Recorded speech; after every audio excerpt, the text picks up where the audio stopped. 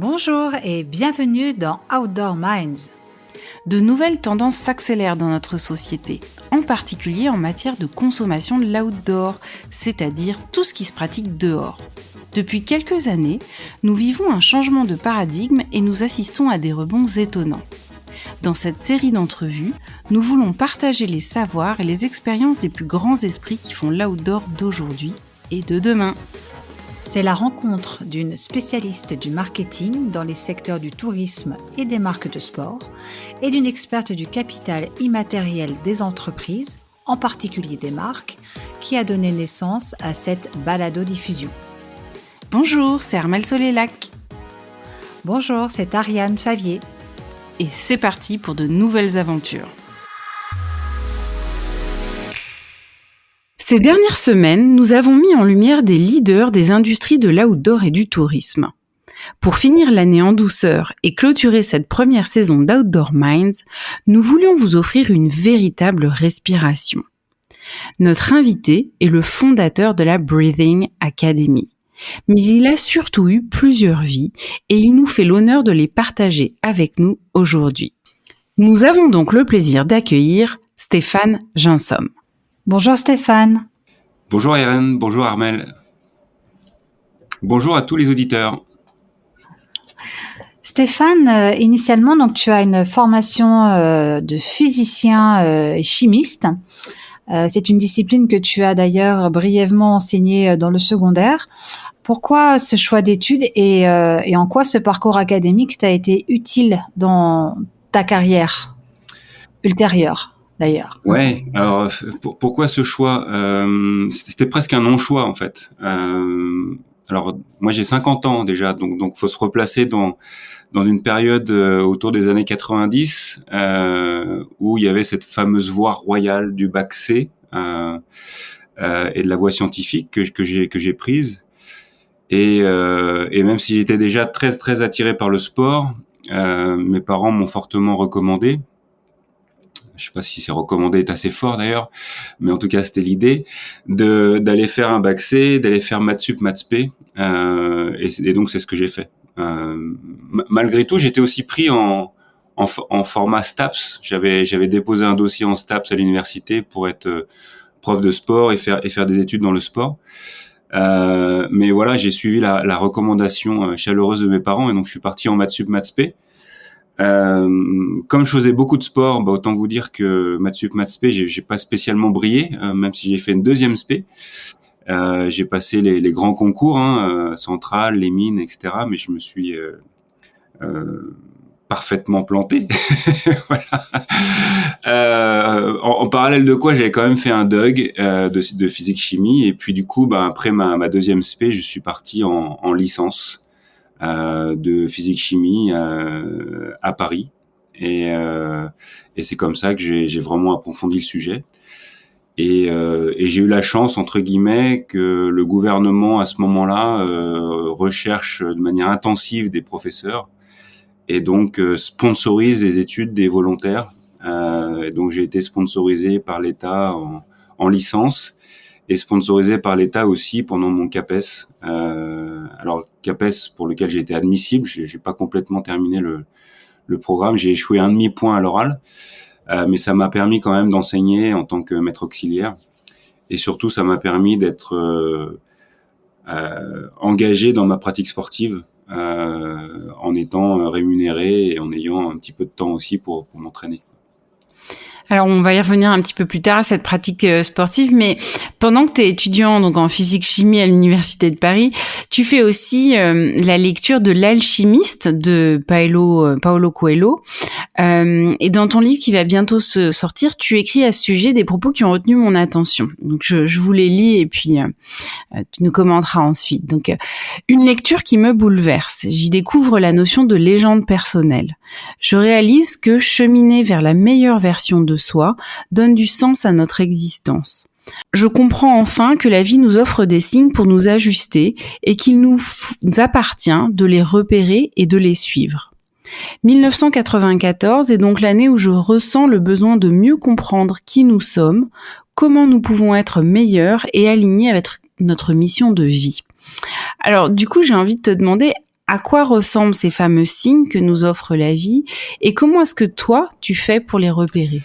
C'est intéressant parce que cette lecture, elle m'a été offerte par une personne qui est devenue mon meilleur ami, voire mon frère dans la vie, que j'ai rencontré grâce à ces signes justement. En fait, moi j'étais athlète, donc je faisais du triathlon et j'étais en recherche d'accompagnement dans ce sport qui au départ, voilà, dans les années 90, c'était quand même les balbutiements du sport. On était encore des pionniers à l'époque.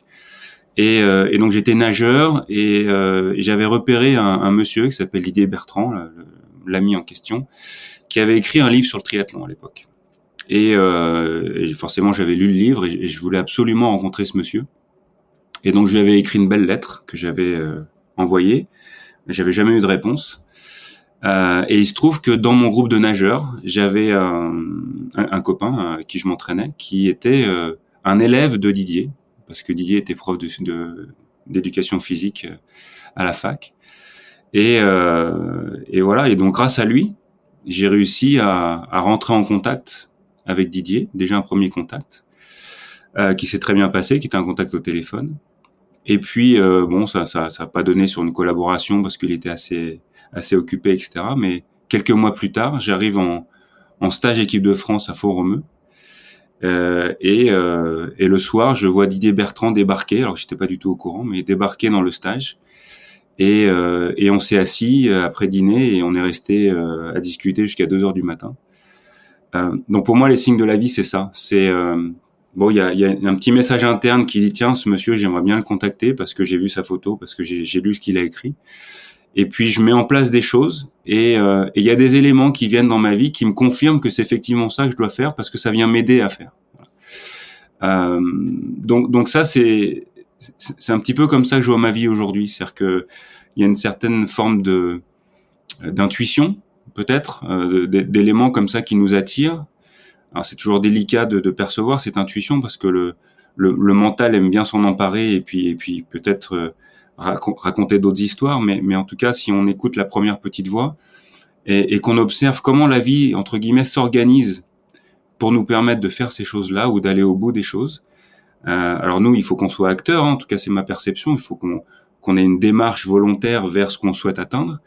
Mais quand c'est juste, entre guillemets, j'emploie ce mot-là avec conscience, c'est quand c'est juste, j'ai l'impression que la vie nous montre le chemin, la vie nous montre les aides potentielles qu'on peut avoir pour accomplir ce qu'on doit accomplir. Et quand c'est pas juste, à l'inverse, il y a une succession d'obstacles qui se mettent en place.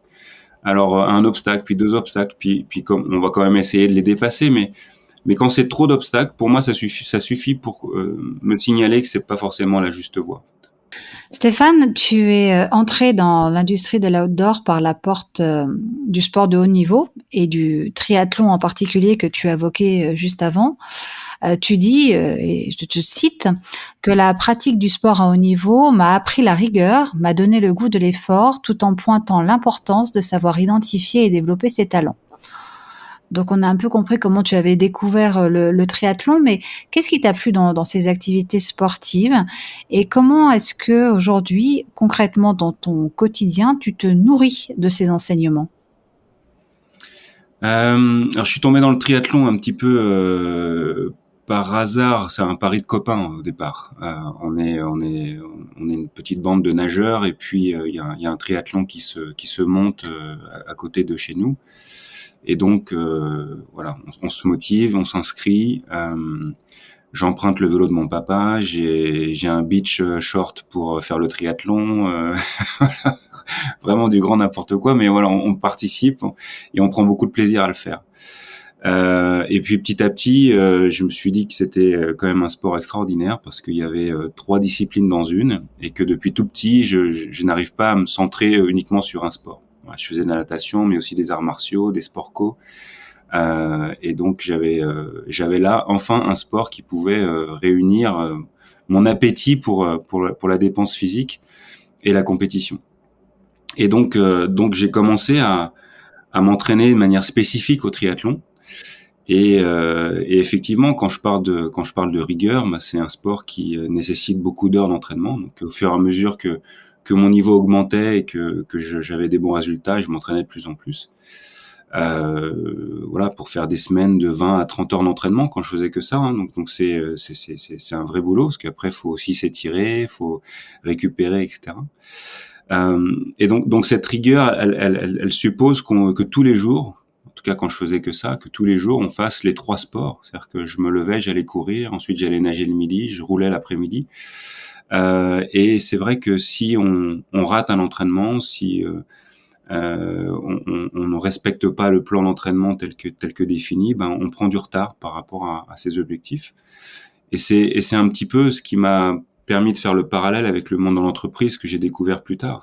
Il y a un plan de marche, il y a un plan de marche qui est intéressant et qu'on doit respecter. Donc cette discipline, voilà, c'est peut-être presque plus le mot que je préfère par rapport à rigueur. Il y a une forme de discipline qu'on doit mettre en œuvre dans cette recherche de performance. Par rapport à identifier et développer ses talents, c'est vraiment l'idée de dire qu'on va cultiver ce qu'on fait déjà très bien. Voilà. Moi, j'étais nageur au départ, et donc je mettais un point d'honneur, bien sûr, à m'améliorer en vélo, en course à pied, mais il fallait surtout que je sois très très fort en natation, puisque c'était là où c'était vraiment le plus simple pour moi de continuer à performer. Et quelque part, là aussi, parallèle avec le monde entreprise, on est dans une philosophie d'éducation qu'on a héritée de l'école, où on nous pointe régulièrement les choses qu'on devrait améliorer. Mais peut-être qu'on met pas assez d'emphase sur les choses qu'on fait déjà très bien et sur lesquelles on pourrait s'appuyer. Donc dans mon développement futur en tant que manager et puis maintenant en tant qu'accompagnant, en tant que coach, c'est vrai que j'aime beaucoup travailler avec les gens que j'accompagne sur identifier ce qu'ils font très bien, ce qu'ils aiment faire également et comment on peut donner encore plus de place à ces éléments-là. Voilà. Ensuite, une fois qu'on est bien assis sur la base de la pyramide et qu'on est bien au fait de nos points forts et qu'on les a bien développés, ben on est assez en capacité d'aller chercher des éléments qu'on va pouvoir découvrir, apprendre et puis quelque part derrière développer pour s'en servir également. Mais déjà être fort sur ses points forts, ça me semble une bonne stratégie. C'est amusant parce que Edgar Gros-Piron, il dit toujours qu'il faut être exigeant sur ses points forts et indulgent sur ses points faibles.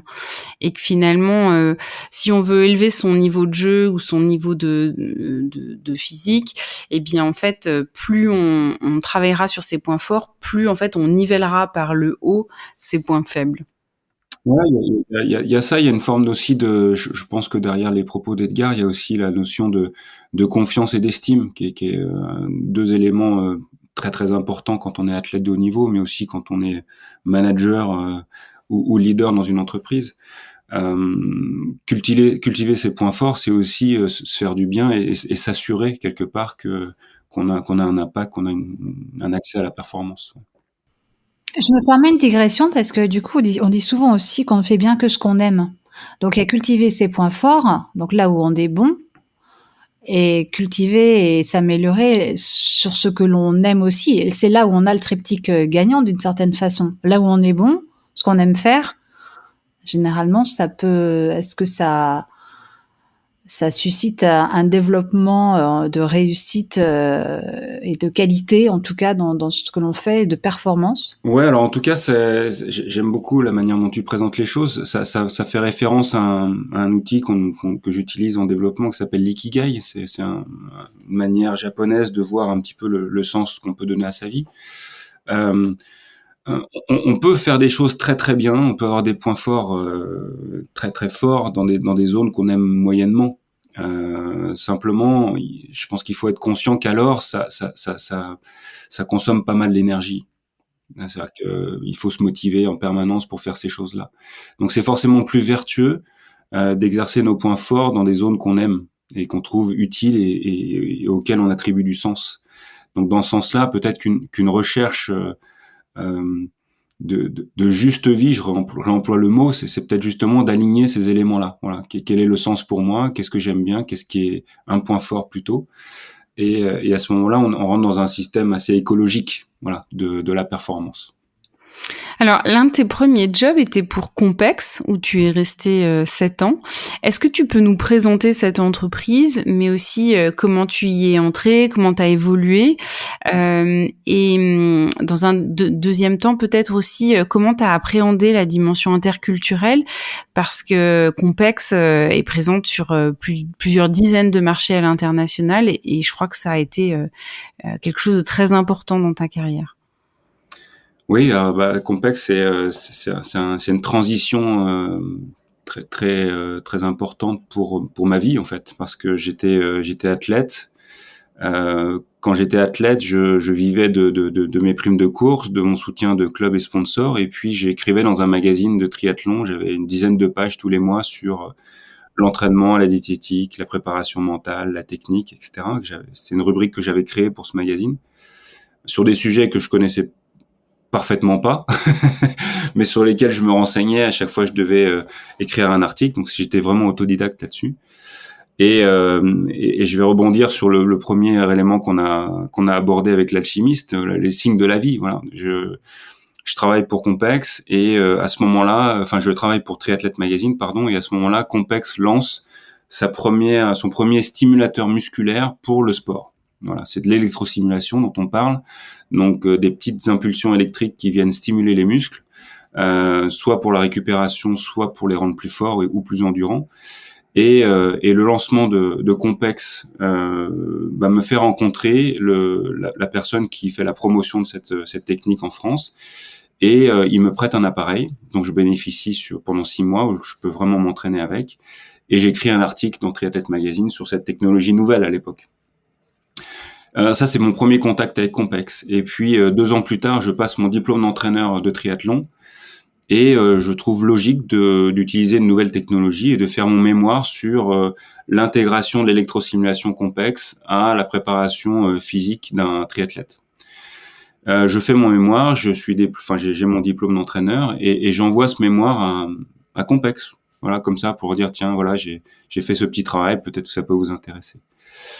Et puis quelques mois plus tard, quand je décide d'arrêter ma carrière, je mens pas, 5 jours plus tard, j'ai un appel du directeur scientifique de Compex qui me dit, écoutez, je viens de lire vos travaux.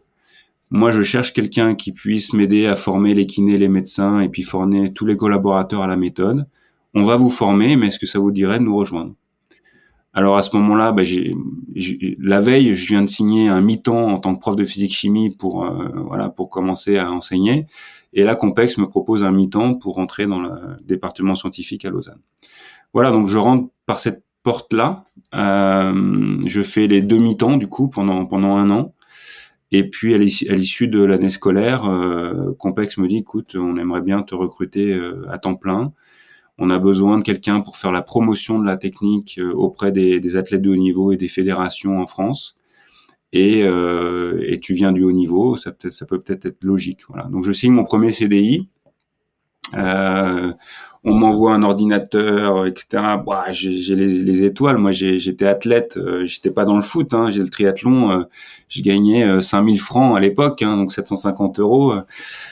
Et puis quand je gagnais pas une course ou une prime le week-end, c'était complexe la semaine d'après. Donc là, j'ai un salaire, j'ai un CDI, j'ai une voiture de fonction. Voilà, c'est la folie, quoi. Donc je rentre dans cette entreprise qui à l'époque est donc basée à Lausanne. La filiale France est basée à Nanterre. Et je commence à travailler. On met en place des partenariats avec un certain nombre de fédérations.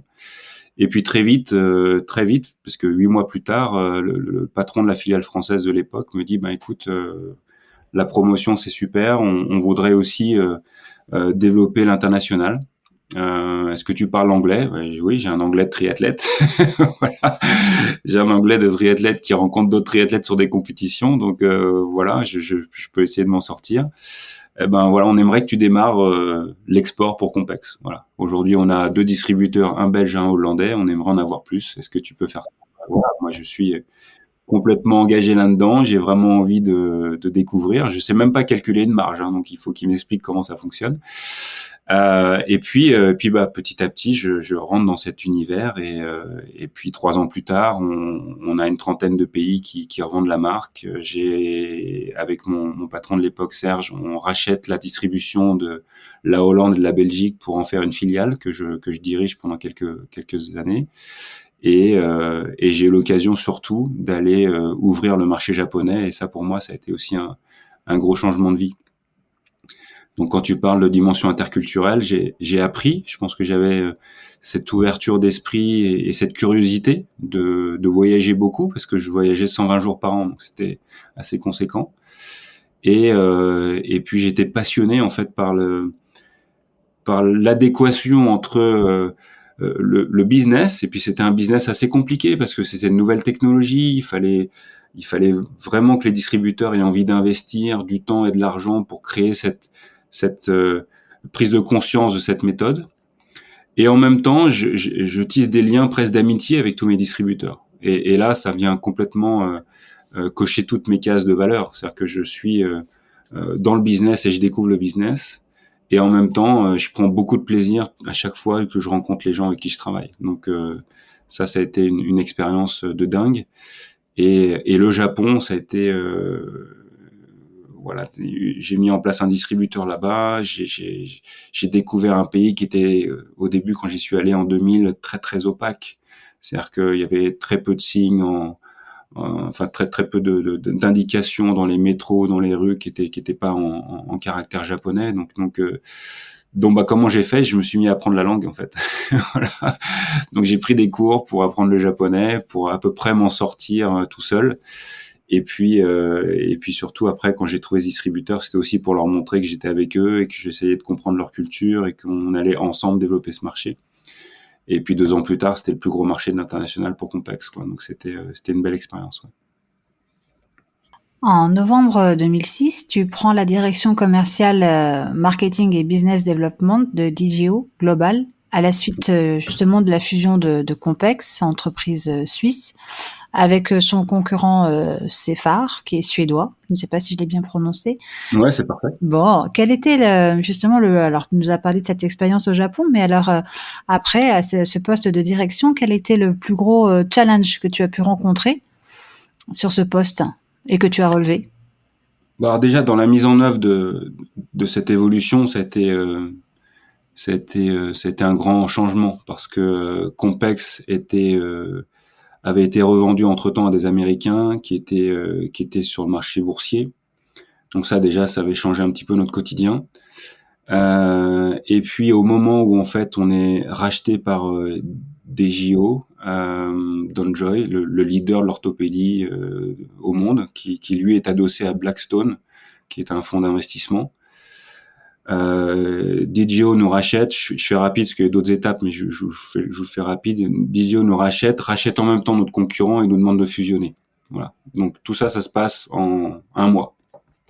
Donc on change à la fois de propriétaire. Ces propriétaires nous rachètent notre concurrent et nous demandent de fusionner. Donc c'était quand même assez complexe. Et dans la mise en œuvre de ce rachat, c'est le patron de Cefar qui prend le lead sur la fusion. Donc pour nous, ça veut dire, enfin en tout cas pour moi, ça veut dire comprendre ce que c'est que ce jeu de fusion-acquisition, Blackstone, DJO, etc., dans quel environnement on arrive, parce qu'il y a une trentaine de sociétés qui appartiennent à ce groupe.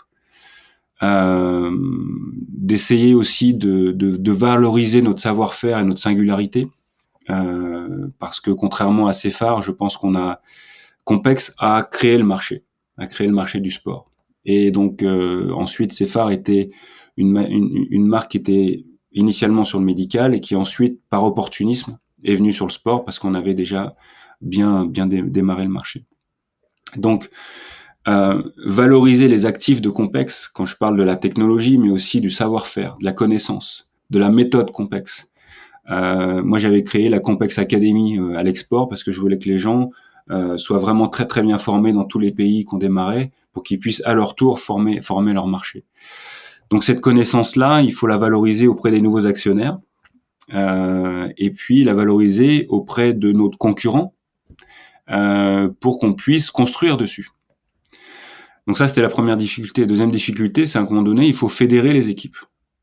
Fédérer des équipes qui se sont détestées sur le marché, vraiment, avec des idées préconçues, ou des argumentaires de vente contre la concurrence, même si c'est jamais un sport qu'il faut faire, critiquer la concurrence, mais en tout cas on avait les contre-arguments à leurs arguments, et de l'autre côté la même chose. Donc quand on réunit les équipes vente et marketing, il y a un peu de tension là. Donc puis surtout quand on va leur expliquer qu'on va faire maintenant, et pour autant qu'on peut pas garder les 57 produits qu'on a, il va falloir réduire la gamme pour qu'elle soit logique, etc. Donc qu'est-ce qu'on garde?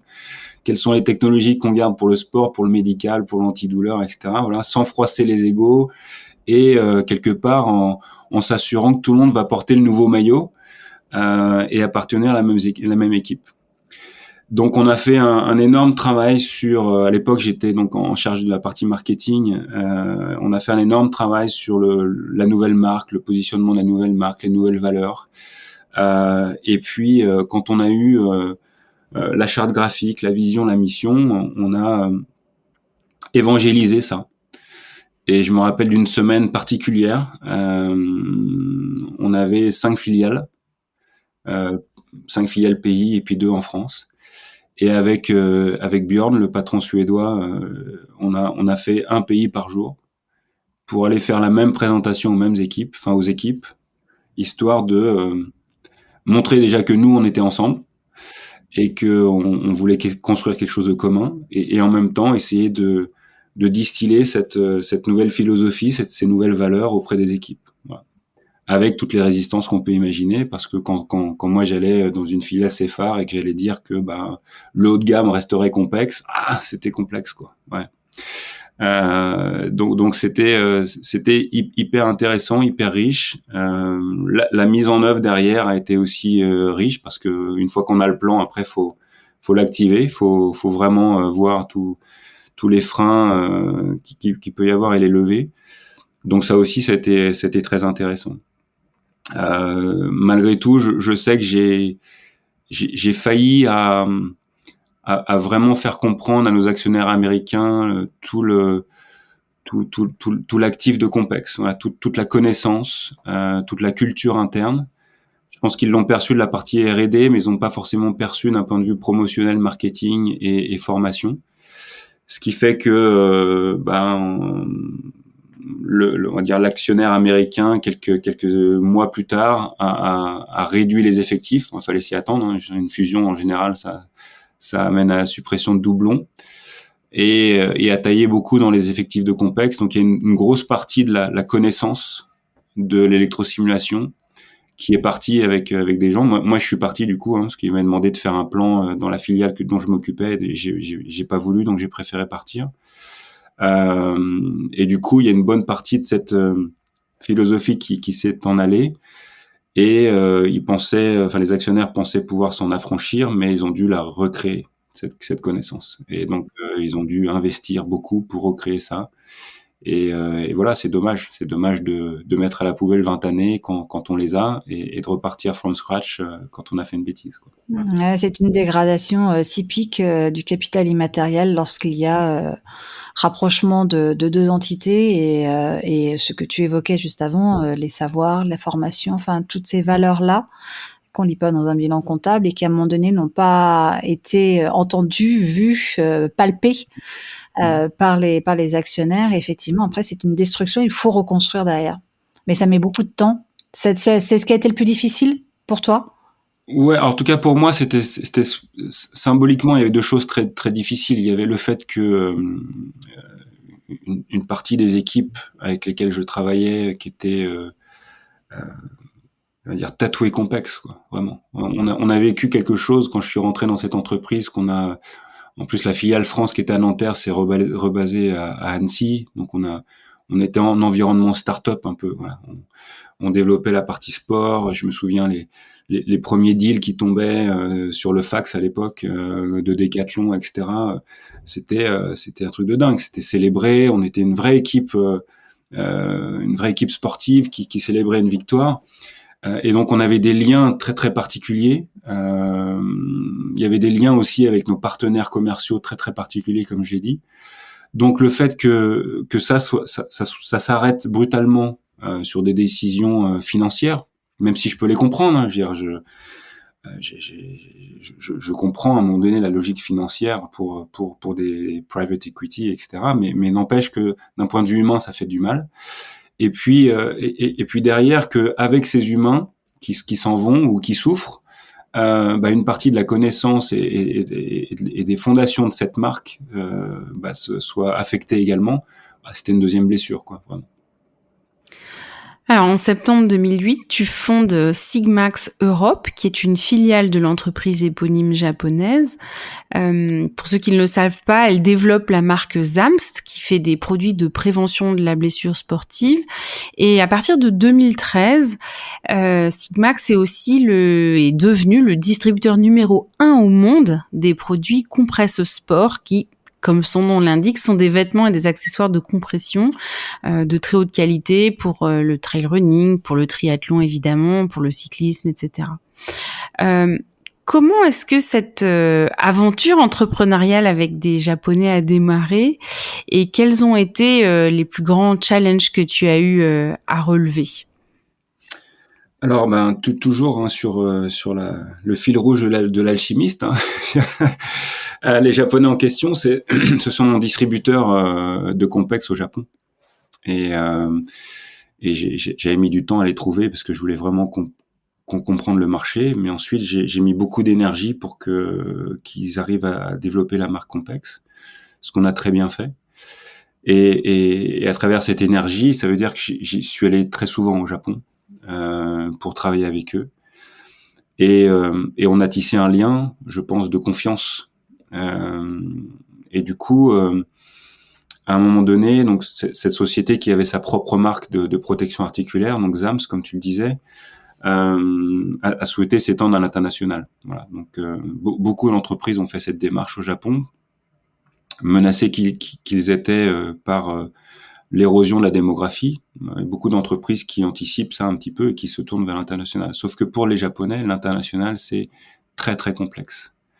Pas perdre de vue que le Japon, c'est malgré tout une île, que très peu de Japonais, sans offenser personne, mais parlent très bien anglais et sont à l'aise en dehors de leur pays, parce qu'il y a tout un tas de codes culturels qui font que nous, on a du mal à les respecter ici, par exemple. Et donc, je sais qu'ils cherchaient quelqu'un de confiance pour les aider. Et donc, ils avaient commencé avant que je parle de chez Compex, à me parler de l'idée, mais à la japonaise. Voilà, c'est toujours très subtil, très très doux. Voilà, tiens, on pense on aimerait peut-être, on sait pas encore quand, mais est-ce que voilà, peut-être travailler avec toi. Voilà, tout très conditionnel, mais n'empêche que voilà, on en discute quand même. Et moi, j'aime beaucoup cette entreprise, et notamment la personne avec qui je gère le business Compex, Jimmy Takada, qui est un japonais qui a vécu aux États-Unis, donc qui est très international, donc on comprend bien, on fait bien les liens. Et puis j'ai beaucoup de respect déjà pour le président de cette société, qui est aussi le fondateur de Nippon Sigmax, et qui est un monsieur qui à l'époque a à peu près 70 ans, 68, 70 ans, qui est toujours aux commandes de son entreprise, qui a démarré dans sa voiture avec des échantillons au départ 40 ans avant, et qui aujourd'hui est à la tête d'une entreprise de 300 personnes et qui fait presque 100 millions de chiffre d'affaires.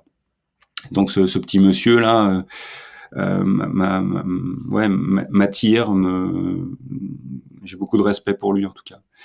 Donc au final, quand je donne ma démission de chez Compex pour les raisons que j'ai évoquées plus tôt, je rappelle Jimmy et je lui dis écoute, je vais être libre dans un mois, est-ce qu'on peut se parler? Et voilà, donc il vient en France, on discute, on échafaude quelques plans, et puis je commence déjà comme étant consultant pour eux. Donc je crée ma structure de consulting juste pour eux parce que sinon ils n'ont pas de moyen de me rémunérer, et puis je commence à leur faire un business plan. Donc je vais au Japon pour être complètement formé sur les produits. Je rencontre les ingénieurs pour comprendre ce qui différencie une chevillère Zams d'une chevillère lambda qu'on va trouver sur le marché un peu partout. Et je comprends la différence de qualité, la différence d'approche, la logique. Il y a encore une histoire derrière cette marque. Voilà, c'est ça qui est intéressant pour moi, c'est que comme Compex, au-delà du produit qui est presque prétexte, il y a une histoire qui potentiellement peut aider les gens.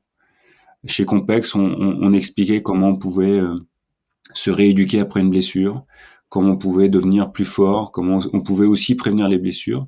Et chez ZAM, c'est aussi ce sujet-là. Comment je peux prévenir la blessure quand je fais du sport intense. Et donc, je reviens en France, je rappelle tous mes contacts dans les fédérations, je vais proposer les produits pour voir comment les gens réagissent.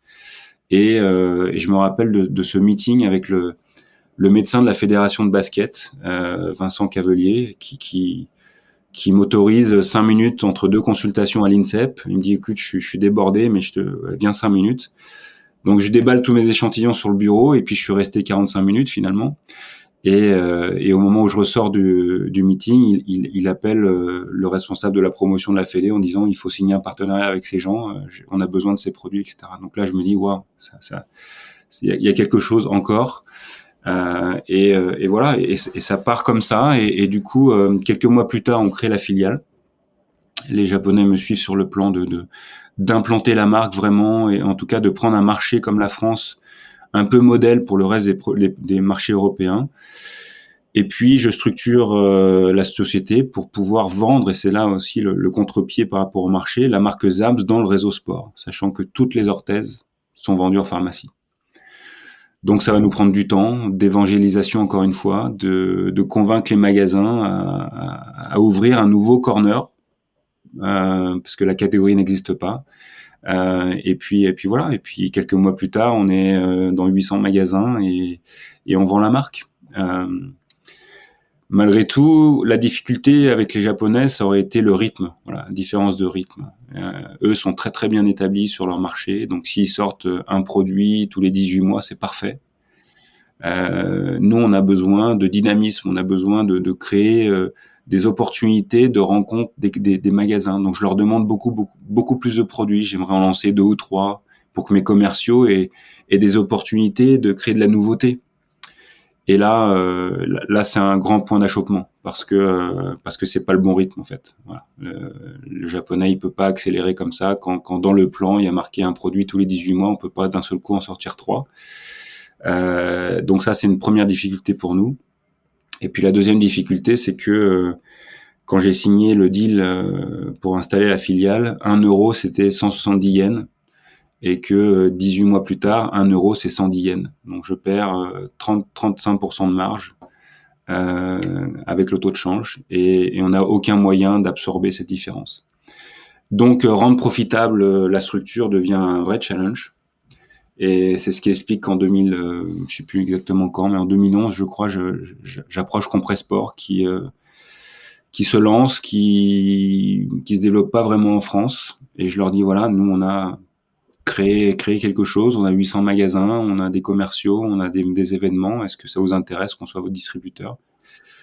Et j'explique aux Japonais qu'on a besoin de plus de produits et d'un panier moyen par visite de commerciaux plus important pour pouvoir rentabiliser l'histoire.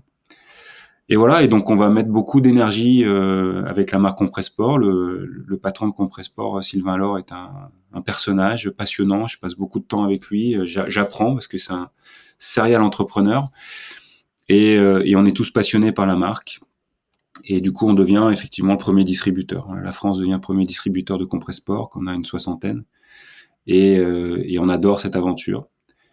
Même si à un moment donné, et ça va être la fin de l'histoire, Compressport prend le pas sur Zams dans notre chiffre d'affaires et là ça devient complexe pour les Japonais et je le comprends. Voilà, ils ont investi dans une filiale pour vendre leur propre marque. Et finalement, on est un petit peu ralenti sur Zams et on s'éclate sur Compressport, entre guillemets. Donc, à un moment donné, je vais discuter avec les Japonais pour leur dire, écoutez, je pense qu'il faut revenir à un modèle qui vous convient le mieux. Peut-être juste de travailler avec des distributeurs, vous en direct. Auquel cas, je pense qu'il faut restructurer l'entreprise. Et donc là, je vais voir Sylvain et je lui dis, écoute, nous, on va certainement arrêter Compressport et l'option peut-être pour toi, c'est de créer ta filiale France et de récupérer mes équipes. Et en gros, c'est ce qui s'est passé. Et du coup, toutes les équipes commerciales marketing ont été transférées dans la filiale Compressport France, qui est toujours active aujourd'hui et plutôt en forte croissance. Et puis du côté Zams, on va fermer l'entreprise et on va juste se centrer sur les distributeurs. Donc, je trouve un distributeur pour la France. Et ensuite, je propose à une collaboratrice d'être l'export manager de Sigmax en France et pour gérer tous les distributeurs. Voilà l'histoire. Je lui ai dit que j'étais bavard, hein, mais c'est super intéressant. Alors, je voudrais faire un petit flashback parce que tous les deux, on s'est rencontrés en 2012. Et à l'époque, je me souviens qu'il y avait un truc que je trouvais à la fois génial et en même temps qui me rendait folle. C'est que si on t'écrivait un mail l'après-midi, on avait un retour immédiat d'un petit message qui expliquait que tu prenais tes appels téléphoniques et tu répondais aux mails le matin et que l'après-midi, tu bossais sur tes dossiers de fond. Ouais. Et du coup, comment est-ce que ça t'est venu et surtout, comment est-ce que les Japonais vivaient ça? Parce que dans leur logique de travail, c'est pas forcément exactement les mêmes que les nôtres en Europe et probablement pas exactement les mêmes que celles-ci spécifiquement. Ah bah, si t'as bien noté, je répondais aux mails le matin, donc pour les Japonais, c'était parfait. Oui, c'est vrai, tout à fait. Avec le décalage horaire, ça marchait. C'est marrant que tu te souviennes de ça, oui. Alors ça, c'est un truc que j'ai essayé. Faut bien... Pour moi, cette aventure est géniale, Zams Compressport, mais c'est aussi une aventure pendant laquelle j'ai beaucoup souffert. Et j'ai beaucoup souffert parce que j'ai pas été en capacité de mettre en place tout le plan que je souhaitais mettre en place. Alors les produits, c'était une chose, mais il y a aussi des partenariats, des choses comme ça qu'on n'a pas faites. J'ai eu aussi d'autres idées de catégories de produits pour lesquelles j'ai fait des développements avec des agences de design et j'avais vraiment des concepts de produits très aboutis sur lesquels les Japonais, là encore, m'ont pas suivi. Donc il y a eu beaucoup de souffrance sur cet aspect-là. Du coup, j'avais une énorme pression des actionnaires et c'est bien normal parce qu'il fallait équilibrer la structure et je n'y arrivais pas. Et en même temps, par ces conditions économiques difficiles, je n'arrivais pas vraiment, en tout cas dans ma perception des choses, à rendre heureuses mes équipes.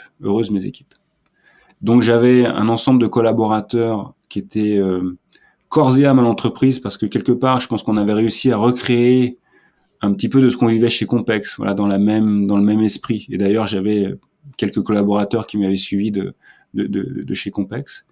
Donc, on était presque une famille quelque part, et j'arrivais pas à prendre soin de ma famille. Et ça me rendait fou en fait. Et donc j'étais débordé, je gérais mal mon temps, je gérais mal mes décisions.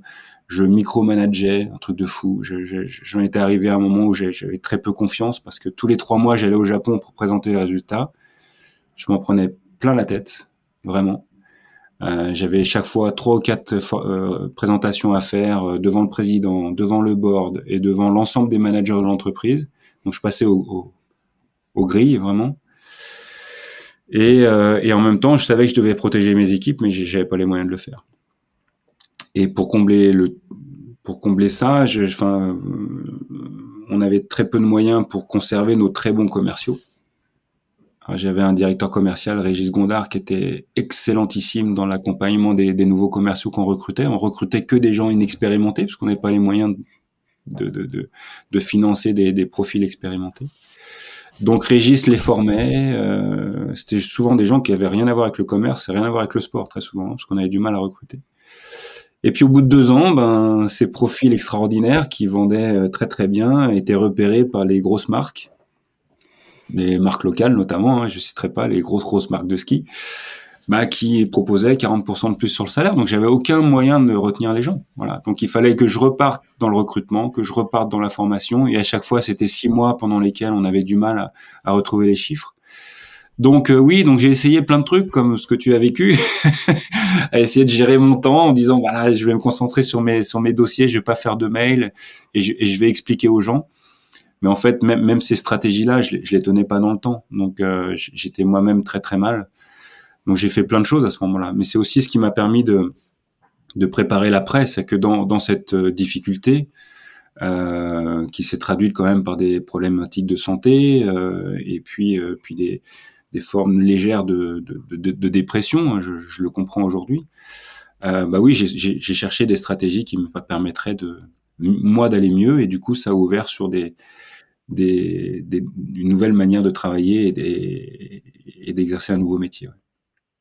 Donc après un peu plus de 8 ans, donc tu quittes cette aventure pour devenir consultant chez AG Sport Consulting, qui est spécialisé dans le recrutement de cadres pour les secteurs du sport, de la mode et de l'optique. Qu'est-ce qui t'a donné envie de réorienter ta carrière et de passer du côté du consulting? Alors, ce statut de consulting, ou de consultant plus exactement, je l'ai déjà quasiment depuis 2 ans parce que j'ai anticipé que j'allais pas pouvoir tenir en fait si longtemps, et je propose aux Japonais de me, tout en gardant la direction de la filiale, et puis ils m'ont demandé aussi entre temps de les aider à développer le marché américain, donc tout en gardant ces fonctions au sein du groupe Nippon Sigmax. Je leur demande de me rémunérer en tant que consultant. Voilà, donc je démissionne de mon poste de directeur général mandataire social de la structure pour être consultant. Et ça va me donner une forme de liberté, notamment, alors pas forcément de travailler ailleurs, mais en tout cas de me former. Et je commence à me former sur un tas de nouvelles méthodes. Alors je vais faire 5 ans de médecine chinoise, ça peut peut-être vous vous surprendre, mais voilà, je suis allé dans une école pour me former en acupuncture.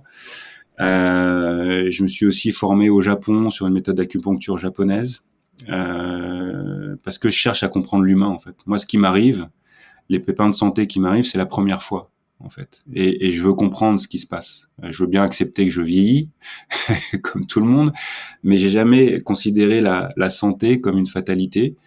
Et donc, et je tiens ça depuis les années où je faisais du sport, et donc je veux comprendre. Donc je vais dans la médecine chinoise, je vais aussi faire des formations sur la connaissance de soi, donc un tas d'outils psychométriques qui permettent de mieux se comprendre, de mieux se connaître, de repérer les points forts justement dont on parlait tout à l'heure. Je vais aussi faire la connaissance de Wim Hof, on en parlera peut-être tout à l'heure, mais de cette méthode qui combine la respiration et le froid. Bref, grâce à ce statut de consultant, j'ai un petit peu de liberté qui me permet de me former à côté. Et quand je quitte Zamst, je suis encore en formation. J'ai pas encore d'idée vraiment très claire sur ce que j'aimerais faire. Je vois bien que ce qui se dessine, c'est de l'accompagnement de personnes pour être mieux, parce que c'est mon histoire du coup, et que mon expérience en entreprise et toute la violence de l'entreprise, entre guillemets, quand il s'agit de la pression et du stress et autres, peut peut-être me servir dans un message quelconque à travers, en accompagnant d'autres gens, mais je sais pas encore quoi. Et donc j'ai un ami, là encore les signes, vous allez voir, qui s'appelle Andy Guggenheimer, qui a cette forte présence dans l'industrie outdoor aussi, qui est un serial entrepreneur passionnant, d'origine allemande, installé à Biarritz, qui a un cabinet de recrutement. Et puis en discutant, parce qu'on se voit sur tous les événements, en discutant, voilà, on se dit bah tiens, peut-être j'aimerais bien essayer de découvrir ce métier. Je connais le sport, j'aime beaucoup les gens, j'ai beaucoup recruté du coup chez Sigma, vous avez compris. Hein. Je pense qu'en 8 ans, j'ai recruté 60 personnes, donc j'ai beaucoup recruté. Et puis Andy et moi, on s'entend bien. Pourquoi ? Parce que Andy, je le connais depuis 1997, quand il était chez Nike, et que j'étais triathlète, sponsorisé par Nike avec mon équipe, et que je rencontre Andy pour la première fois sur une compétition où il vient nous apporter du matériel, avec son patron de l'époque, qui s'appelle Franck Essat, qui se trouvait être mon voisin de bureau aujourd'hui. Et donc Andy, je le connais depuis ce temps-là. Et puis quelques années plus tard, quand je suis chez Compex et que je cherche à recruter un chef de marché pour l'Italie, je googlise cabinet de recrutement sport et je tombe sur AG Sport Consulting. Je me rends à Paris sans savoir qui je vais rencontrer. J'ouvre la porte du bureau et je tombe sur Andy Guggenheimer. Voilà. Donc des signes de la vie comme ça, il y en a pas mal. Et donc quand Andy me dit viens, j'ai besoin d'aide pour mon cabinet. On a aussi sportyjob.com qui était une plateforme de job sur internet qu'on voudrait développer. Et je dis ok, je vais essayer d'apprendre. Et puis je fais ça pendant 3 ans avec lui. Voilà. Donc c'est peut-être une forme de souplesse, peut-être aussi une forme de curiosité, de vouloir apprendre sans cesse des choses. Je pense que c'est un peu mon fil rouge d'avoir fait plein de choses différentes. Et elle est pas très linéaire cette vie-là, mais à chaque fois j'ai eu de l'appétence pour les choses que je découvrais. Alors, je sais pas si c'est un signe de la vie ou un signe pour Outdoor Minds, mais Franck Essat, dont tu as parlé, a été notre invité pour le 3e épisode de cette première saison. Donc, ça nous amuse beaucoup que tu le mentionnes. En novembre 2017, tu deviens instructeur certifié de la méthode Wim Hof que tu as évoquée. Est-ce que tu peux nous en parler un peu plus en détail, nous dire aussi quels sont ses bienfaits et comment est-ce que tu l'as découverte et comment est-ce qu'on devient instructeur? Alors la découverte de cette méthode, c'est la rencontre à nouveau avec un ami du triathlon aussi, un monsieur qui s'appelle Laurent Boquillet, qui a accompagné, qui a déjà été lui un triathlète de très haut niveau au tout début du triathlon, ensuite qui a travaillé aussi chez Nike et puis qui a accompagné un certain nombre d'athlètes en tant qu'agent, qui a organisé ensuite pendant très longtemps le marathon de Paris et puis l'événement d'athlétisme à Paris aussi, au Stade de France. C'est un personnage également qui est dans la même zone d'amis avec Andy, etc. Et je rencontre Laurent pour prendre un café, pour faire un petit update, comme on fait parfois avec des gens qu'on aime bien. Et puis au cours de nos discussions, qui démarrent sur la partie business, bien sûr, mais ensuite on dévie très vite sur le yoga, la respiration, etc. Et Laurent me dit, tu sais pas, régulièrement, je mets des glaçons dans ma baignoire et je me mets dedans. Je dis, mais t'es un dingue, en fait. Parce que à l'époque, j'ai très très peur du froid, vraiment. Et il me raconte un petit peu ce qu'il fait. Alors c'était vraiment les balbutiements de Wim Hof. Ça n'existe pas en France encore. Et il me dit, écoute, voilà la respiration, comment ça se passe, essaye, ça va te plaire, etc. Bref. Je reste là-dessus. N'empêche que quand on se sépare, je vais tout de suite sur mon smartphone et je regarde l'application Wim Hof pour dire comment je peux trouver quelqu'un pour me guider sur la respiration. Qu'à peine revenu au bureau, j'essaye cette respiration et là, je suis bluffé en fait des effets. Voilà, je me dis, on est capable de créer autant de sensations, autant de performance aussi, parce que je crois que la première fois, j'ai dû arrêter de respirer pendant 3 minutes.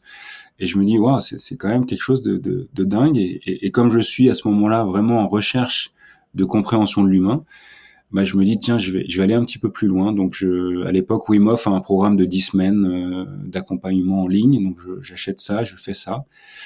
Et à l'issue de ça, effectivement, je suis capable de prendre une douche froide pendant 5-10 minutes. Mais je sens bien qu'il me manque encore quelque chose. Je suis pas encore complètement détendu et marrant comme peut l'être Wim Hof quand il est dans un bain glacé.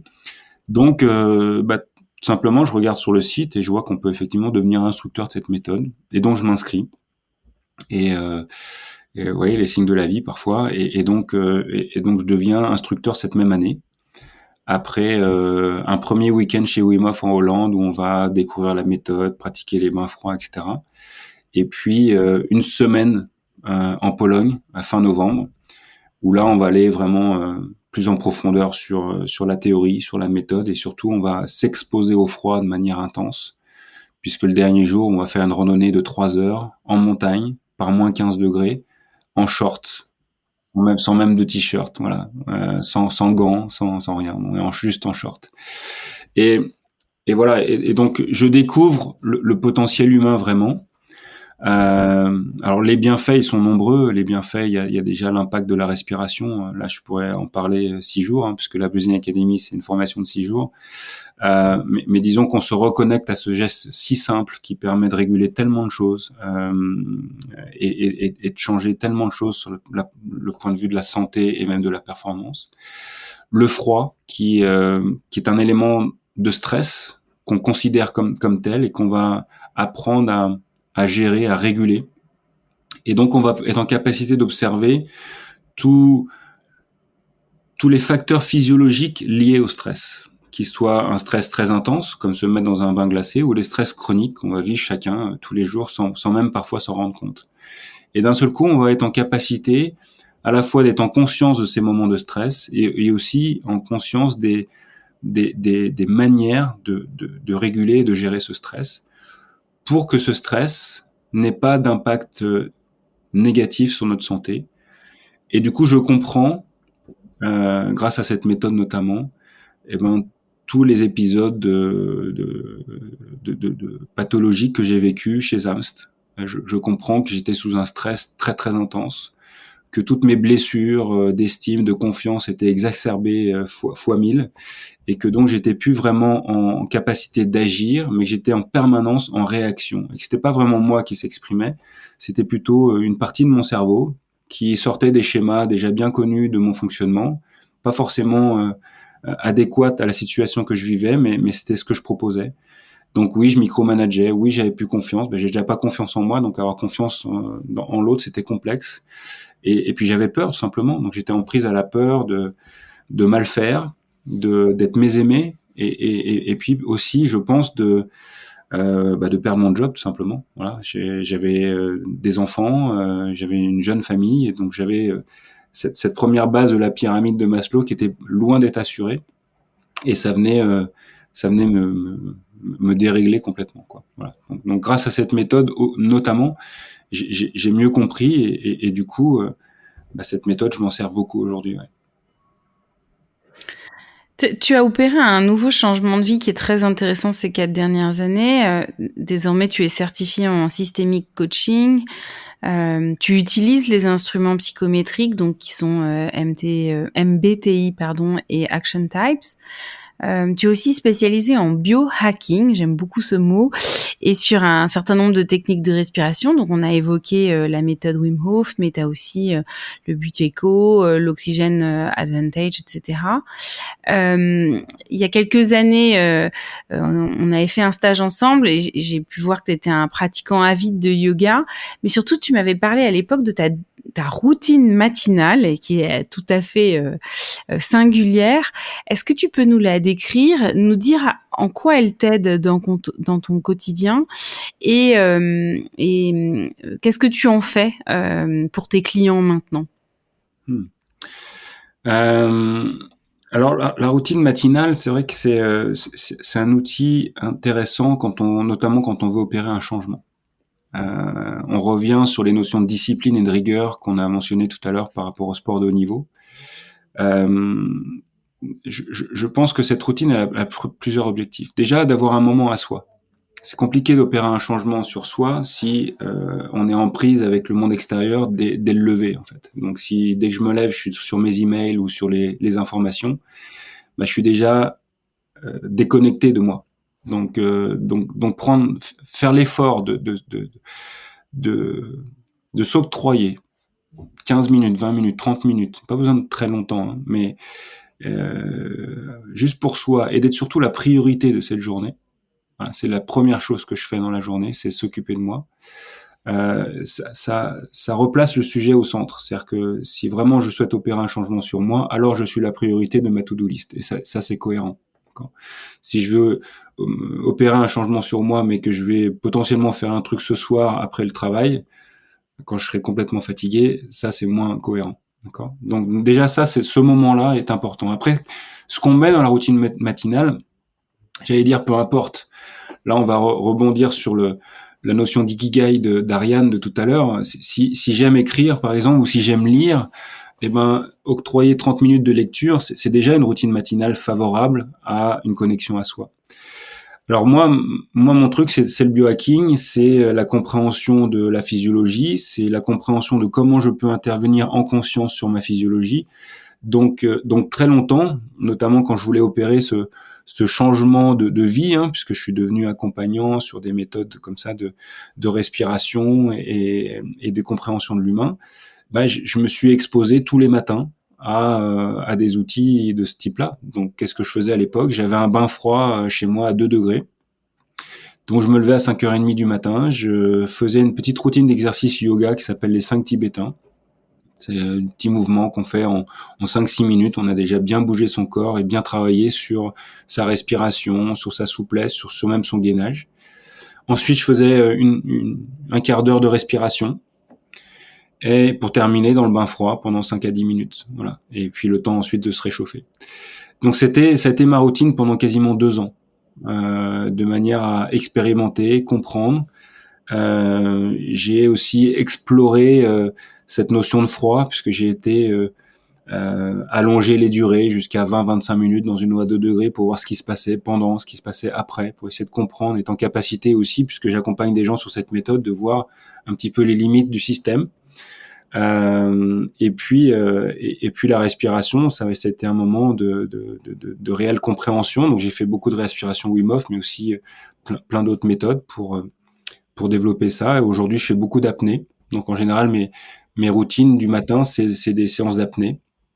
Alors soit pour soit pour l'oxygène, soit pour le dioxyde de carbone. Je vais pas rentrer dans ces détails-là, mais voilà, ça c'est de l'apnée.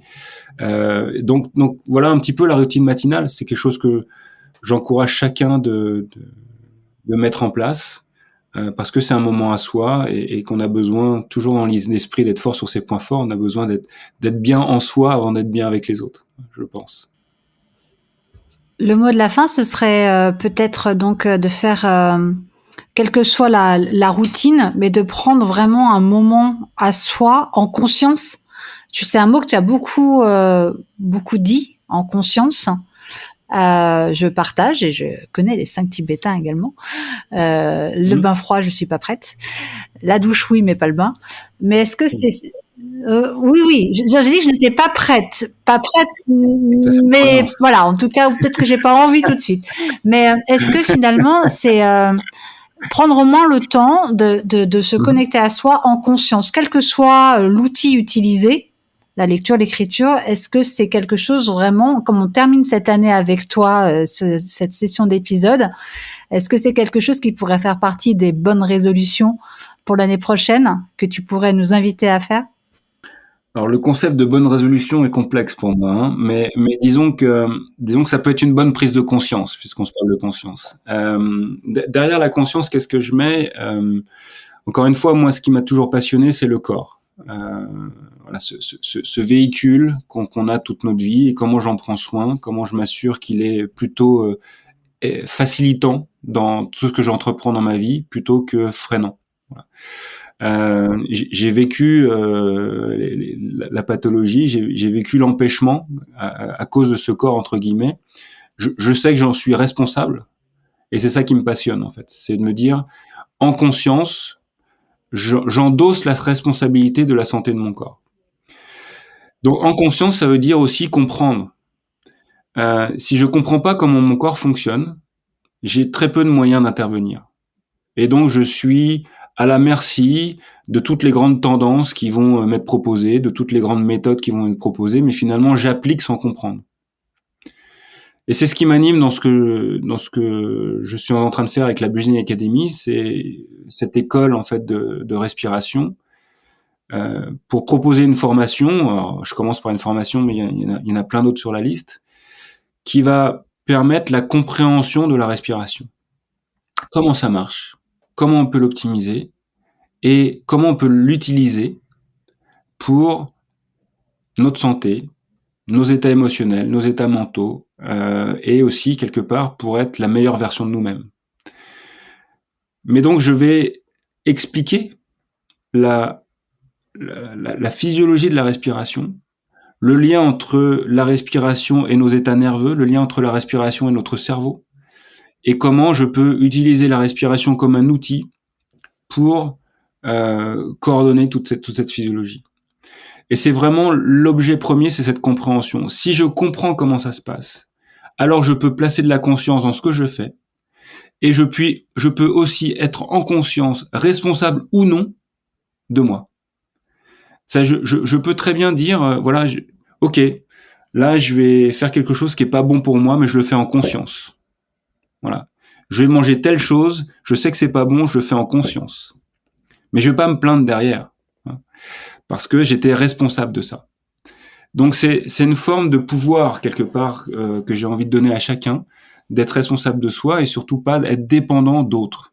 C'est ok d'aller voir des praticiens quand on veut aller mieux, mais au-delà d'aller voir les praticiens, c'est aussi comprendre ce qui a causé la pathologie ou les états émotionnels complexes pour pouvoir à la racine des choses et changer les choses. Sinon, ça se reproduit. Donc ça, je peux influencer ces choses-là que si je comprends. Voilà. Donc la compréhension, c'est vraiment une de mes valeurs profondes. C'est d'ailleurs ce qui m'animait chez Compex, parce qu'on avait une compréhension de ce qui se passait quand on envoyait une impulsion électrique.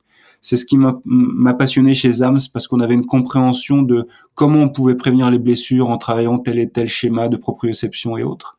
C'est ce qui m'a animé chez Compressport, parce que des manchons de compression, quand on ne sait pas ce que ça fait, on peut pas les vendre. Alors que quand on a la compréhension fine de ce qui se passe au niveau vasculaire grâce à ces chaussettes, on peut effectivement les promouvoir, et ainsi de suite. Voilà. Donc la compréhension, pour moi, c'est vraiment quelque chose qui est essentiel.